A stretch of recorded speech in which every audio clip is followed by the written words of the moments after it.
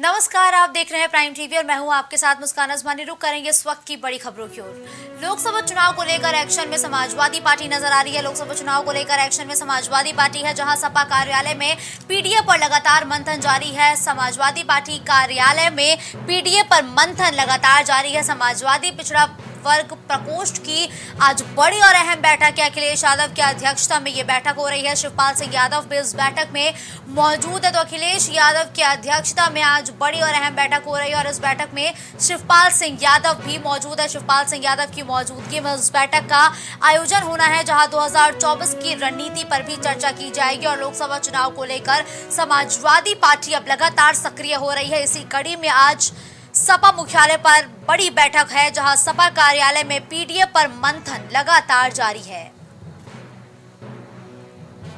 समाजवादी पिछड़ा वर्ग प्रकोष्ठ की बैठक लगातार जारी है। तो पीडीए को साधने के लिए आज अखिलेश यादव रणनीति पर मंथन कर रहे हैं। रणनीति पर तमाम बड़े पदाधिकारियों और नेताओं के साथ विचार विमर्श किया जा रहा है। शिवपाल सिंह यादव भी इस बैठक में मौजूद और 2024 को लेकर सपा की रणनीति क्या रहेगी, इस पर चर्चा हो रही है। साथ ही पीडीए को साधने के लिए और क्या कुछ कदम समाजवादी पार्टी उठाएगी, आज इस पर भी एक चर्चा होगी। इस पर भी रोड मैप तैयार किया जाएगा। विवेक, इस खबर पर ज्यादा जानकारी के लिए सपा कार्यालय से इस वक्त लाइव हमारे साथ जुड़ चुके हैं। देखिए विवेक, पीडीए को साधने के लिए आज सपा मुख्यालय पर बड़ी बैठक की शुरुआत हो चुकी है। उस बैठक में कौन कौन मौजूद है विवेक?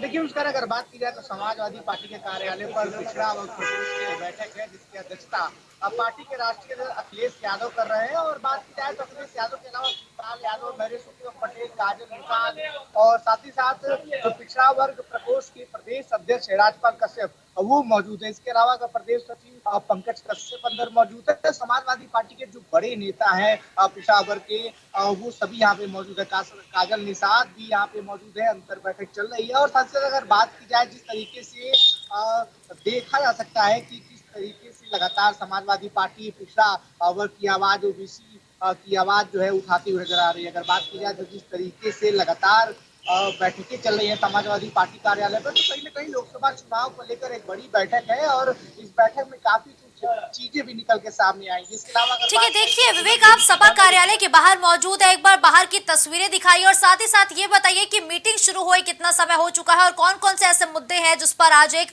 रोड मैप या यूं कहे कि रणनीति बनाई जाएगी। विवेक, देखिए अगर बात की जाए तो समाजवादी पार्टी कार्यालय के अंदर मीटिंग जो है वो शुरू हो चुकी है। लगभग आधे घंटे 40 मिनट पहले अखिलेश यादव यहाँ पे पहुंचे हैं। शिवपाल यादव उनसे थोड़ी देर पहले पहुंचे थे। और बात की जाए जिस तरीके से लगातार समाजवादी पार्टी कार्यालय पर बैठक चल रही है, तो लोकसभा चुनाव के लिहाज से ये बैठक काफी महत्वपूर्ण होने वाली है।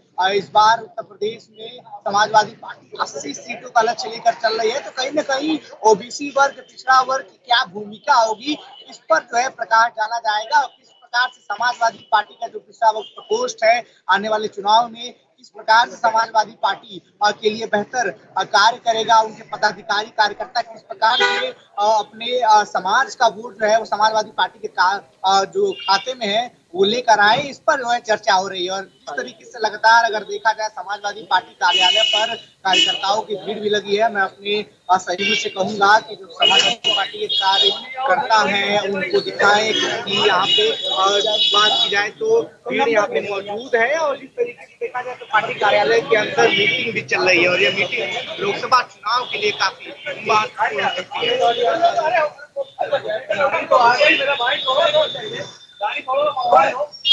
तो देखिए लगातार ये जो बैठकों का दौर जारी है सपा कार्यालय के बाहर। विवेक इस वक्त हमारे साथ मौजूद है। देखिए विवेक, पीडीए को साधने का जो समाजवादी पार्टी एक रोड मैप तैयार कर रही है, रणनीति पर काम कर रही है, क्या एनडीए को हराने में ये रणनीति काम आने वाली है क्या? देखिए अगर बात की जाए तो लामबंदी तो इसीलिए की जा रही है कि एनडीए को जो है इस बार एक अलग तरीके से राजनीति करते हुए मदद दिखाया जाए। जिस तरीके से अखिलेश यादव लगातार डबल इंजन सरकार पे हमलावर रहते हैं और उत्तर प्रदेश में खास तौर पर समाजवादी पार्टी मुख्य विपक्षी पार्टी है और बाकी अन्य पार्टियों के मुकाबले कहीं ज्यादा मजबूत है। आप कांग्रेस की बात करें या बसपा की बात करें या फिर जो भी विपक्ष में पार्टियां हैं, उत्तर प्रदेश में समाजवादी पार्टी की स्थिति या फिर हैसियत है वो काफी ज्यादा मजबूत है। ऐसे में समाजवादी पार्टी के विपक्षी गठबंधन INDIA को उत्तर प्रदेश में काफी उम्मीदें हैं। जिस तरीके से लगातार 80 की बात जो है भारतीय जनता पार्टी और समाजवादी पार्टी भी कर रही है, तो कई राजनीतिक निर्णय यहाँ पे लिए जा सकते हैं। आज की इस बैठक में काफी कुछ निकल के सामने भी आ सकता है। लेकिन देखिए विवेक, पीड़ित दलित और अल्पसंख्यक ये साधने के लिए समाजवादी पार्टी लगातार काम कर रही है। क्या इस बैठक में जातीय जनगणना को लेकर भी कोई चर्चा हो सकती है? क्या इस बैठक के बाद जातीय जनगणना के मुद्दे पर जो समाजवादी पार्टी है वो एक बार भारतीय जनता पार्टी पर यूपी में प्रेशर बना सकती है क्या?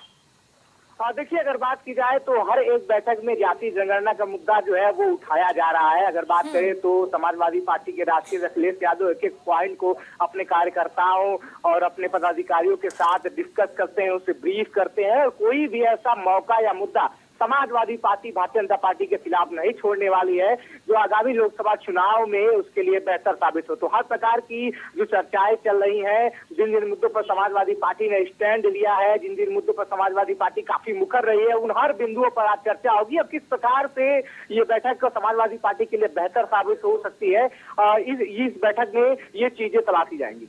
देखिए, ये जो पीडीए है लगातार इसकी मांग समाजवादी पार्टी के अंदर से उठती रही है कि भारतीय जनता पार्टी के शासनकाल में पीडीए यानी उत्पीड़न किया गया है। उत्पीड़न का साफ तौर पर आरोप लगाया गया, लेकिन कहीं ना कहीं जो आम जनता है वो इस पीडीए के फॉर्मूले से संतुष्ट नहीं है। देखिए, अगर बात की जाए तो जिस तरीके से पीडीए का फार्मूला जो है वो समाजवादी पार्टी लेकर आई, पीड़ित दलित अल्पसंख्यक, इस बार पीडीए सरकार, तमाम ऐसे नारे जो है वो देखने को मिले। क्योंकि उपचुनाव में समाजवादी पार्टी की भारी जीत हुई और ऐसे में जिस पीडीए की बात कही जा रही थी वो फार्मूला घोषी उपचुनाव में लागू हुआ था। समाजवादी पार्टी ने भारी मतों से जीत हासिल की थी। तो ऐसे में आत्मविश्वास बढ़ा हुआ समाजवादी पार्टी का, समाजवादी पार्टी के कार्यकर्ताओं का। और ये पीडीए का फार्मूला आने वाले समय में कितना समाजवादी पार्टी के लिए रामबाण हो सकता है, ये देखने वाली बात होगी। लेकिन ठीक है, धन्यवाद विवेक इस खबर पर हमारे साथ जुड़ते हुए तमाम जानकारी हमारे दर्शकों तक पहुंचाने के लिए।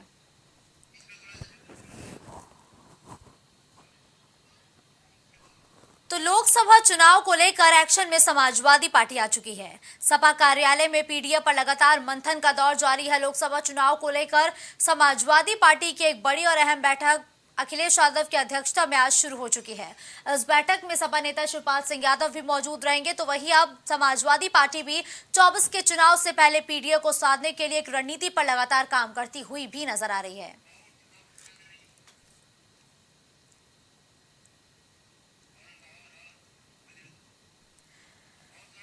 तो सपा कार्यालय में पीडीए पर मंथन और पीडीए को साधने के लिए अखिलेश यादव लगातार काम करते हुए नजर आ रहे हैं।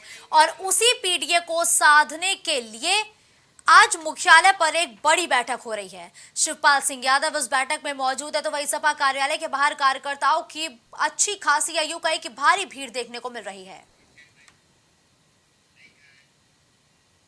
तो जहां एक तरफ समाजवादी पार्टी मुख्यालय पर एक बड़ी और अहम बैठक चल रही है पीडीए को साधने के लिए, तो वहीं बूथ मैनेजमेंट को लेकर आज राजधानी लखनऊ में बीजेपी की भी बड़ी बैठक होगी।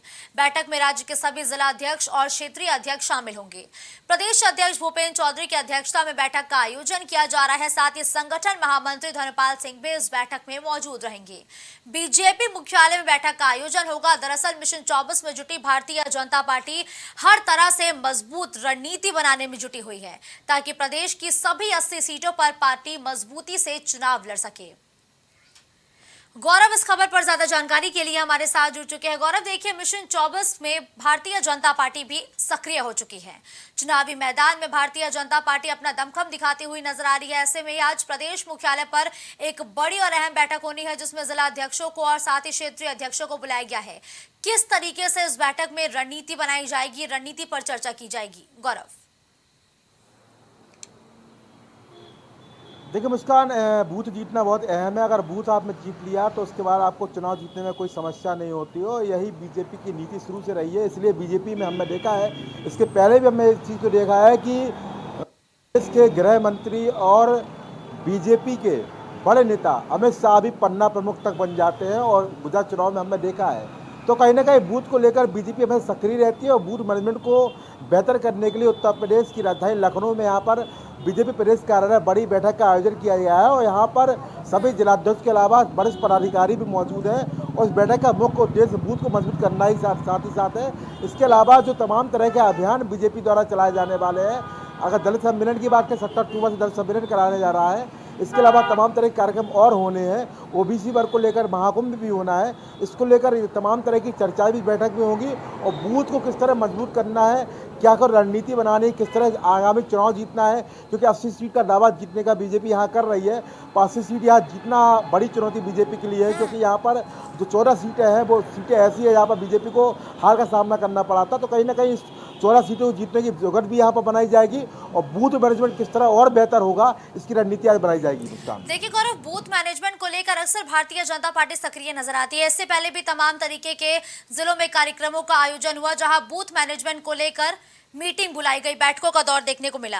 लेकिन आज इस बैठक में बूथ मैनेजमेंट करने के लिए क्या दिशा निर्देश दिए जाने की उम्मीद है? किस तरीके से बूथ को मजबूत किया जाएगा? क्या निर्देश दिए जा सकते हैं इस बैठक के दौरान? देखिए जी बिल्कुल मुस्कान, यहाँ पर देखिए अभी चूंकि जिलाध्यक्ष नए नए घोषित हुए हैं तो एक औपचारिक बैठक चाहिए थी और इसको हम औपचारिक बैठक मान सकते हैं कि सभी जिलाध्यक्षों को यहाँ बुलाया गया है और जो पदाधिकारी है बड़े वो भी उनके यहाँ पर बुलाए गए हैं और यहाँ पर मंथन किया जाएगा कि बूथ को, और चूँकि जो नए आए हैं या जो पुराने अनुभवी हैं उनका यहाँ पर मंथन होगा कि किस तरह बैठक को एक विशेष रूप से रणनीति बनाई जा सके, मंथन किया जा सके, बूथ कैसे मजबूत करना है। क्योंकि यहाँ पर आने वाले समय में सरकार की नीतियों तक पहुँचाना भी बहुत जरूरी है कि सरकार की नीति आम जनता पहुँचे। तो कहीं ना कहीं बूथ मैनेजमेंट के साथ साथ यहाँ पर ये दिशा निर्देश दे सकते हैं कि जो प्रोग्राम या जो आयोजन या जो अभियान बीजेपी आने वाले समय में चलाने जा रही है उसको कैसे बूथ स्तर तक पहुंचाना है। क्योंकि अभियान अगर बूथ स्तर तक पहुंच जाएगा तो इसका अर्थ ये है कि प्रत्येक मतदाता तक इसकी जानकारी पहुंच जाएगी, तो उसको लेकर भी यहाँ चर्चा हो सकती है। इसके अलावा सबसे महत्वपूर्ण ठीक है, लेकिन देखिए गौरव, एक चीज यहाँ पर और बहुत अहम हो जाती है। भारतीय जनता पार्टी की अगर हम एजेंडों की बात करें, नीतियों की बात करें, तो सोशल मीडिया का सबसे ज्यादा सहारा भारतीय जनता पार्टी ने लिया है।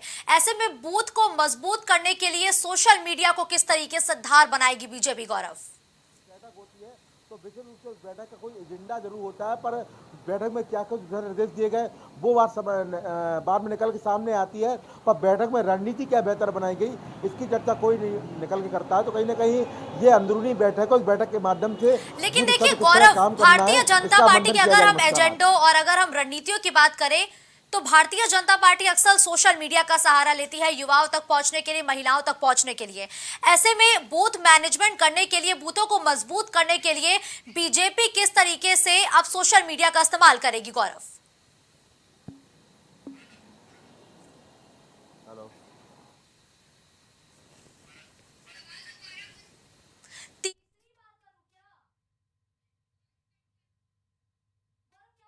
सुन पा रहे हैं? तो गौरव से हमारा संपर्क स्थापित नहीं हो पा रहा, हम उनसे दोबारा संपर्क साधने का प्रयास करेंगे। तो देखिए, बूथ मैनेजमेंट को लेकर आज भारतीय जनता पार्टी मुख्यालय पर एक बड़ी और अहम बैठक देखने को मिलेगी। भूपेंद्र चौधरी की अध्यक्षता में ये बड़ी बैठक होगी। जिला अध्यक्ष, क्षेत्रीय अध्यक्ष इस बैठक में शामिल होंगे। गौरव, एक बार फिर से इस खबर पर ज्यादा जानकारी के लिए हमारे साथ जुड़ चुके हैं गौरव। देखिए, भारतीय जनता पार्टी का जब भी जिक्र होता है, चाहे वो 2014 का चुनाव हो, 2019 का चुनाव हो, सबसे ज्यादा सोशल मीडिया का सहारा लिया गया है। अब बूथों को मजबूत करने के लिए सोशल मीडिया को किस तरीके से एक हथियार की तरह भारतीय जनता पार्टी इस्तेमाल करेगी? बिल्कुल मुस्कान, यहाँ सोशल मीडिया के माध्यम तमाम चीजें यहाँ पर चुनौतियां सामने आती है। सोशल मीडिया के माध्यम से योजनाओं का या अपनी जो नीतियों का वो बहुत जरूरी होता है और यहाँ पर इसी को लेकर चर्चा भी होने वाली है।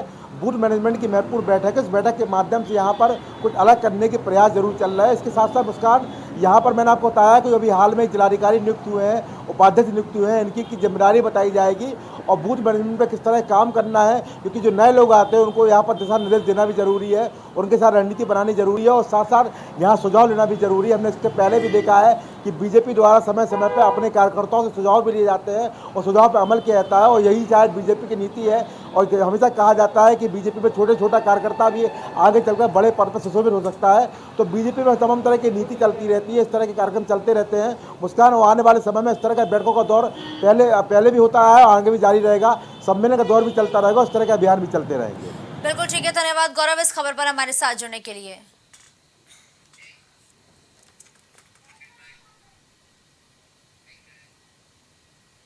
एक तरफ देश में लोकसभा चुनाव का शोर है तो वहीं दूसरी ओर यूपी में सियासी वार पलटवार का दौर भी देखने को मिल रहा है, जहां अखिलेश यादव और डिप्टी सीएम में जुबानी जंग तेज हो गई है।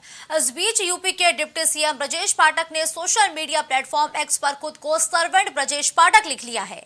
पाठक ने अपने नाम के आगे सर्वेंट लगा लिया है। दरअसल बीते दिनों अखिलेश यादव ने पाठक को सर्वेंट डिप्टी सीएम कहा था। इस मामले को लेकर यूपी का सियासी पारा गर्मा गया है। वहीं डिप्टी सीएम ब्रजेश पाठक ने पलटवार करते हुए कहा कि अखिलेश यादव ने सही कहा है, मैं जनता का सेवक और नौकर हूं। लेकिन अखिलेश यादव तो राजघराने में पैदा हुए राजा है। इस दौरान वार पलटवार के बीच दोनों नेताओं की तरफ से क्या कुछ कहा गया है, पहले वो आपको सुनाते हैं। लेकिन एलडीए ये समझे अपना और सरकार ये समझे कि भ्रष्टाचार छिपा लेंगे इससे। अरे जिनको रख रखाव से लगाव नहीं, पेड़ पौधों से लगाव नहीं, उनसे क्या उम्मीद करोगे, क्या उम्मीद करोगे उनसे? और फिर सरकार कौन है, सरकार कौन है? ये सर्वेंट डिप्टी चीफ मिनिस्टर का जवाब देंगे हम लोग क्या, जिन्होंने अस्पतालों का सत्यानाश कर दिया। आप अभी चलिए लोहिया अस्पताल, अभी चलिए सिविल हॉस्पिटल, अभी चाहिए कैसी अस्पताल में अगर एक भी गरीब का सरकारी अस्पताल में इलाज हो रहा हो तो बता दें। समाजवादी पार्टी के मुखिया अखिलेश यादव जी का हृदय से आभार प्रकट करता हूं। उन्होंने मुझे सर्वेंट डिप्टी सीएम कहा है, ये सही है। मैं जनता के सेवक के रूप में, नौकर के रूप में प्रदेश की जनता के लिए काम करता हूं। जबकि अखिलेश यादव जी राजघराने से आते हैं, राजाओं की तरह व्यवहार करते हैं। उनके पिताजी प्रदेश के मुख्यमंत्री कई बार रहे हैं, वो स्वयं प्रदेश के मुख्यमंत्री रहे हैं। और मैं अखिलेश यादव जी को इस बात के लिए धन्यवाद अदा करता हूं, आभार प्रकट करता हूं कि उन्होंने मुझे सर्वेंट डिप्टी सीएम माना है। बहुत बहुत धन्यवाद। गौरव का रुख करते हैं इस खबर पर ज्यादा जानकारी के लिए। गौरव जुड़ चुके हैं। गौरव, देखिए 2019 के लोकसभा चुनाव में राहुल गांधी ने एक नारा दिया था, चौकीदार चोर है। उस नारे को भारतीय जनता पार्टी ने मुद्दा बनाया और वो नारा कांग्रेस को उल्टा पड़ गया। भारतीय जनता पार्टी को प्रचंड जीत हासिल हुई। एक बार फिर से जुमला यूपी की सियासत में सुनने को मिला है, जहां अखिलेश यादव ने डिप्टी सीएम ब्रजेश पाठक को सर्वेंट कह दिया है। भारतीय जनता पार्टी इसे कैसे आपदा में अवसर बनाने की कोशिश कर रही है? जी बिल्कुल मुस्कान, इससे पहले भी हमने देखा है कि जब मार्च 2019 की हम बात कर रहे हैं, जब प्रधानमंत्री नरेंद्र मोदी द्वारा उस समय एक अभियान चलाया गया था, मैं भी चौकीदार को लेकर, उसको लेकर जब उन्होंने अभियान चलाया था, चौकीदारों से बात की थी, तो उसके बाद राहुल गांधी ने तंज किया था कि चौकीदार चोर है। उसके बाद से जब से सियासी हलचलें वहाँ पर हुई थी, उसके बाद हिमाचल प्रदेश के एक बीजेपी आईटी सेल के पुनीत शर्मा द्वारा अपने ट्विटर हैंडल पर, उस समय जब वो एक्स नहीं ट्विटर हुआ करता था, उस समय ट्विटर पर मैं भी चौकीदार नाम से कैंपेन चलाई गई थी। उसके बाद हमने देखा था वो कैंपेन इतनी प्रचलित हो गई थी कि बीजेपी के तमाम बड़े नेताओं ने अपने ट्विटर अकाउंट के आगे मैं भी चौकीदार नामक शब्द लगा लिया था, चौकीदार लगा लिया था। उसके बाद ट्रेंडिंग चलती रही और निश्चित रूप से उसका बड़ा फायदा भी यहाँ पर बीजेपी को मिला था और बीजेपी यहाँ पर और अन्य कारणों के साथ और अन्य व्यवस्थाओं के साथ यहाँ पर चुनाव जीत आई थी और यहाँ पर दोबारा यहाँ सरकार बनाई थी देश में। तो कहीं ना कहीं उसका लाभ यहाँ पर बीजेपी को मिला था और यहाँ पर फिर वही नीति मुझे नज़र आ रही, क्योंकि यहाँ पर जिस तरह से जेपी नारायण की मूर्ति पर माल्यार्पण के चलते अखिलेश यादव और ब्रजेश पाठक में एक प्रकार से एक्स युद्ध हुआ है और युद्ध के ट्वीट के माध्यम से यहाँ पर चीज़ें कही गई। उसके बाद यहाँ पर आरोप प्रत्यारोप का दौर शुरू हुआ है, जब अखिलेश यादव ने उनको सर्वेंट बोल के संबोधित किया था और ब्रजेश पाठक ने इस चीज़ को अपने पाले में लेते हुए अपने एक्स अकाउंट के आगे यहाँ पर सर्वेंट ब्रजेश पाठक लिख लिया है। तो कहीं ना कहीं जो 2019 की चर्चा हो रही थी वो चर्चा यहाँ भी शुरू हो गई है। हालांकि उस समय चौकीदार शब्द सामने आया था, इस बार सेवक शब्द सामने आ रहा है। मुस्कान, गौरव, देखिए सर्वेंट ब्रजेश पाठक ये एक्स पर अब देखने को मिल रहा है। क्या अखिलेश यादव ने सर्वेंट बोलकर अपने ही पैर पे कुल्हाड़ी मारने वाला काम किया है क्या? देखिए मुस्कान, निश्चित रूप से आज के समय में जो राजनीति है और ख़ास तौर पे बयानबाजी है, वो बड़ी सोच समझ के करने वाली चीज़ है। अगर आप सोशल मीडिया पे कोई बात कहते हैं या कहीं बयान देते हैं, इलेक्ट्रॉनिक मीडिया में या प्रिंट मीडिया कोई भी बात कहते हैं, तो उसका विशेष अर्थ यहाँ पर होता है और किसी को संबोधित करने के पहले हमको समझना पड़ेगा। क्योंकि यहाँ पर अखिलेश यादव ने उनको सर्वेंट ब्रजेश पाठक कहा था, सर्वेंट डिप्टी सीएम कहा था, वो अर्थ कई लोग समझ में नहीं आया कि यहाँ पर प्रत्यारोप करना अच्छी बात है। ब्रजेश पाठक ने उनकी बात पे कहा था कि अराजकता है, उनका काम ही शुरू से ऐसा है, कानून तोड़ने वाले लोग हैं। पर यहाँ पर उन्होंने सर्वेंट कहकर निश्चित रूप से एक बड़ा मुद्दा फिलहाल बीजेपी के पास दे दिया है। और जो स्थिति चौकीदार की उस समय हमने नजर आई थी कि सबने टैक्स के आगे चौकीदार लिख लिया था, और फिलहाल हमें उम्मीद यही रहेगी कि मुस्कान ये भी जो मुहिम है ये भी आगे बढ़ेगी और आने वाले समय में हो सकता है और अन्य लोग भी बीजेपी के लोग, बीजेपी के बड़े नेता अपने आगे सर्वेंट किया गया है। और अब इस सर्वेंट को लेकर एक्स तो क्या यूपी की सियासत में भूचाल आ गया है। तो वहीं डिप्टी सीएम ब्रजेश पाठक ने पलटवार करते हुए कहा कि मैं जनता का सेवक हूं, और उन्होंने कहीं ना कहीं परिवारवाद की राजनीति पर भी एक बार फिर से सवालिया निशान समाजवादी पार्टी पे खड़े किए हैं। क्या इस पूरे मसले पर समाजवादी पार्टी की तरफ से कोई प्रतिक्रिया देखने को मिली है क्या अभी तक? देखिए, अभी तो कोई प्रतिक्रिया इसमें नहीं आई है। ब्रजेश पाठक ने यहाँ पर उनके सर्वेंट शब्द को स्वीकार कर लिया। उन्होंने कहा है कि हाँ, मैं जनता का सेवक हूँ, पर ट्वीट भी किया है और अपने नाम के आगे सर्वेंट लगा लिया है। तो ब्रजेश पाठक ने फिलहाल उस मुद्दे को लिया है और मुद्दे पर प्रतिक्रिया देते हुए यहाँ पर सर्वेंट शब्द को स्वीकार भी लिया है और खुद को जनता का सेवक बताया, क्योंकि सर्वेंट का अर्थ, वास्तविक अर्थ जो है वो सेवक होता है। और अगर बात करें परिवारवाद की, तो मुस्कान इन्होंने परिवारवाद की राजनीति का आरोप समाजवादी पार्टी पर लगाया है। तो उसका महत्वपूर्ण कारण यहाँ भी ये भी है कि हमने लंबे समय देखते चले आ रहा है कि समाजवादी पार्टी में जो यादव परिवार है वहीं से राष्ट्रीय अध्यक्ष चुने जाते हैं और उनका ही मुख्यमंत्री यहाँ पर सामने आता है। तो यहाँ परिवारवाद का आरोप ब्रजेश पाठक द्वारा लगाया गया है। दूसरी अगर बात करें मुस्कान, तो परिवारवाद के आरोप से यहाँ पर बीजेपी भी छुपी नहीं है। तो बीजेपी में तमाम बड़े नाम ऐसे हैं जिनके आने वाली जिनकी संतानें यहाँ पर राजनीति में है और नहीं है तो आने वाली हैं, तैयारी लगातार कर रही हैं। और तमाम ऐसे नाम हैं जिनके बच्चे यहाँ पर फिलहाल सक्रिय राजनीति में हैं और बड़े बड़े पद पर सुशोभमान हैं। तो यहाँ पर परिवारवाद के आरोप हो जाती है समाजवादी पार्टी की। अगर हम बैठकों की बात करें तो आज एक बड़ी और अहम बैठक हो रही है। पीडीए को साधने की रणनीति तैयार की जा रही है। तो वहीं दूसरी तरफ अखिलेश यादव ने ब्राह्मणों के बड़े नेता ब्रजेश पाठक को सर्वेंट कहकर पुकार दिया है। क्या इसका खामियाजा अखिलेश यादव को भुगतना पड़ेगा? क्या ब्राह्मण वोटर अखिलेश यादव से खफा हो सकते हैं क्या इस बयान के बाद उनके? देखिए मुस्कान, ब्राह्मण वोटर से हमारी पार्टी का कोई परंपरागत वोटर नहीं रहा है और ऐसा नहीं रहा है कि इस वर्ग ने इनको वोट दिया हो। अगर इस वर्ग की बात करें तो परंपरागत ये वोट वर्ग बीजेपी के साथ रहा है। हालांकि 22 चुनाव में जरूर कहा जा रहा था कि यहाँ पर शायद ब्राह्मण वर्ग सपा के साथ जाए, पर यहाँ पर सपा के साथ नहीं गया है। और जो आंकड़े हैं वो आपके सबके सामने हैं, परिणाम आप सबके सामने हैं। और अगर हम बात करें तो समाजवादी पार्टी में भी ब्राह्मण वर्ग के बहुत बड़े बड़े नेता वहाँ पर नहीं है। पर निश्चित रूप से जिस तरह से पीडीए को लेकर अखिलेश यादव अपनी रणनीति बना रहे हैं, पिछड़ा दलित और अल्पसंख्यक को लेकर तैयारी कर रहे हैं, तो कहीं ना कहीं सवर्ण को लेकर कोई प्रतिक्रिया उनकी अब तक सामने नहीं आई। उसके पहले भी आपने देखा है जो स्वामी प्रसाद मौर्य ने तमाम तरह के सवर्ण विरोधी बयान दिए थे, रामचरित मानस पे भी कटाक्ष किया था, उस दौरान भी उनकी कोई बड़ी प्रतिक्रिया नहीं आई थी, उनको रोका नहीं गया था स्वामी प्रसाद मौर्य को अखिलेश यादव द्वारा। तो कहीं ना कहीं यहाँ पर सवर्ण वर्ग को लेकर उनके मन में कोई बहुत बड़ी यहाँ पर अभी रणनीति बनाने की तैयारी नहीं है। और फिलहाल यहाँ पर जिस तरह से ब्रजेश पाठक को उन्होंने टारगेट किया है, उनको सर्वेंट बोला है, निश्चित रूप से आने वाले समय में ये उनके लिए घातक हो सकता है। ठीक है, धन्यवाद गौरव इस खबर पर हमारे साथ जुड़ने के लिए।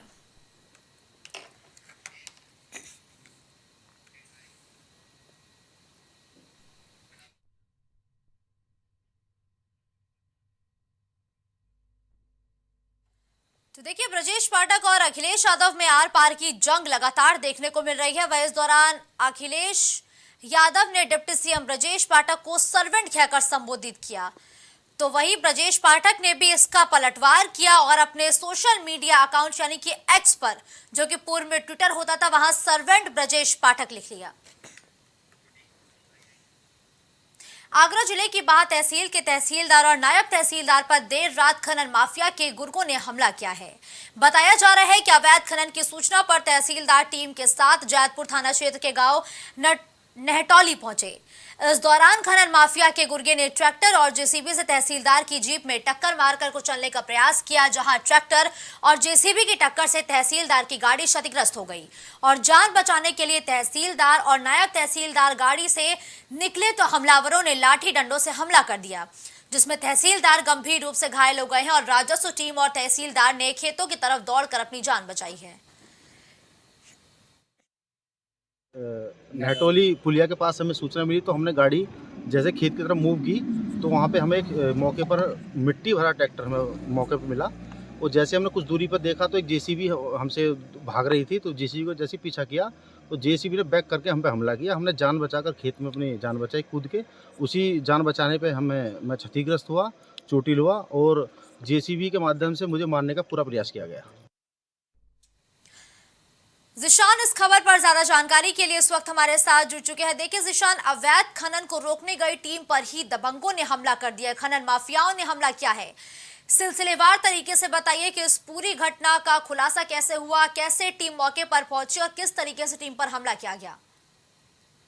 देखिए बिल्कुल, मैं आपको बता दूं कि लगातार आगरा में शासन प्रशासन के द्वारा खनन माफियाओं को रोकने की कोशिश की जाती है, लेकिन खनन माफियाओं के हौसले इतने बुलंद हैं कि वो आज जो ताजा मामला सामने आया है ताजनगरी आगरा का, जहां पर वहां तहसील के जो तहसीलदार और नायब तहसीलदार थे उनको सूचना मिली थी अवैध खनन की, तो सूचना के आधार पर वो मौके पर पहुंचे और उन्होंने जो अवैध जो खनन बालू लेकर जा रहे थे, ट्रॉली भरकर ट्रैक्टर, तमाम बड़ी संख्या में ट्रैक्टर जा रहे थे, उन्होंने उनको रोकने की कोशिश की, लेकिन खनन माफिया है उनके हौसले बुलंद है।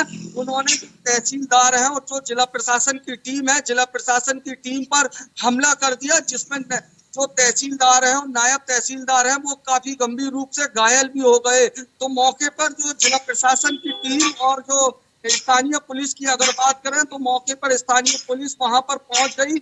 जिस तरीके से वो बताया जा रहा है तहसीलदार के द्वारा, इन्होंने साफ तौर से कहा है कि हमने अपनी जान खेतों में जाकर बचाई है, क्योंकि जो खनन माफिया थे उनके गुर्गे थे, उन्होंने हमारी जो सरकारी बोलेरो है उस पर भी गाड़ी चढ़ा दी, जिससे हम खेतों में जाकर अपनी जान बचाई है। लेकिन देखिए जिशान, लगातार आप भी जिक्र कर रहे हैं कि माफियाओं के हौसले बुलंद होते जा रहे हैं, ऐसे में जो बीते देर रात टीम पर हमला हुआ उस पर अभी तक पुलिस ने क्या कुछ एक्शन लिया है? क्या खनन माफियाओं की गिरफ्तारी हो पाई है क्या, या अभी भी वो खुलेआम घूम रहे हैं?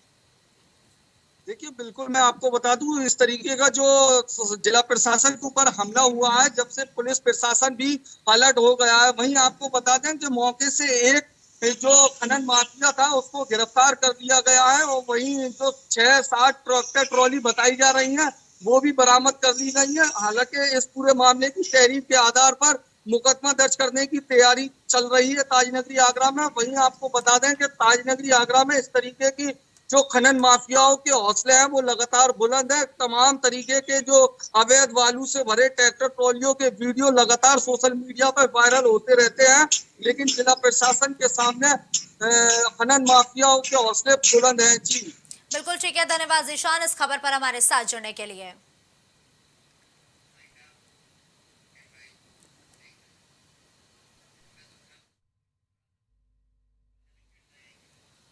खबरों का सिलसिला यूं ही जारी रहेगा। देश और दुनिया की तमाम बड़ी खबरों के लिए आप देखते रहिए प्राइम टीवी।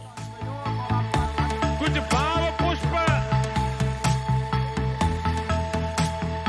आप देख रहे हैं प्राइम टीवी, सच साहस सरोकार।